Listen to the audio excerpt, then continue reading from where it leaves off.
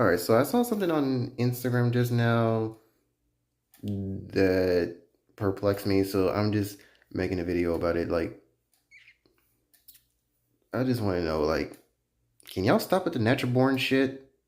Talking about natural born men and women is like, and then trying to in comparison to trans folks. I'm like, guys, we're cis people. It's not cis is not a bad word. Stop falling for these transphobic dog whistles. Like, they're making a fool out of you and you're letting them.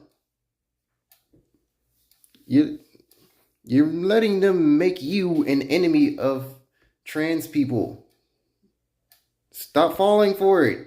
Because they're going to use this language against you next.